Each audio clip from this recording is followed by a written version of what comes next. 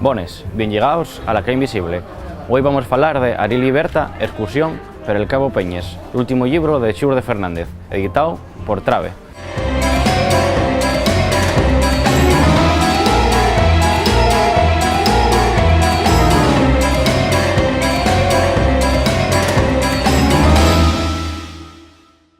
Xur de Fernández es filólogo y profesor de lengua asturiana en el Instituto de Candás, autor de obras como El color del escaezu o Difícil, con que algamó el premio Ferran Coronas en el año 2013, además de una larga trayectoria en literatura infantil y juvenil.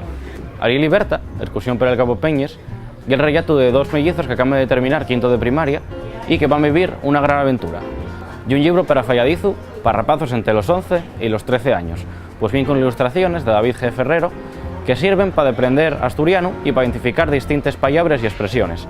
Una cuestión que es interesante reivindicar y comentar y es que falten bastantes novelas de este tipo, ¿no? Y es decir, para rapazos entre los 11 y 13 años, incluso de un poquillín más edad.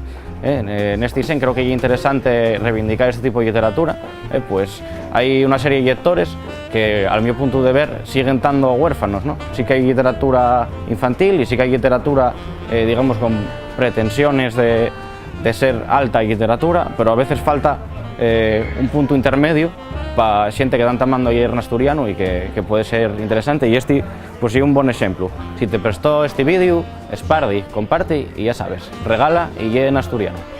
Primer día de vacaciones y Ariel y Berta no pudieron dormir en toda la noche. Aunque dormían en cuartos separados, pasaron la noche con los huellos abiertos, dando vueltas a lo que estaba a nada de entamar, imaginando aventuras, haciendo listas de más cosas para llevar y de cuando, falando con los walkie-talkies para ver si el otro y la otra seguían sin dormir.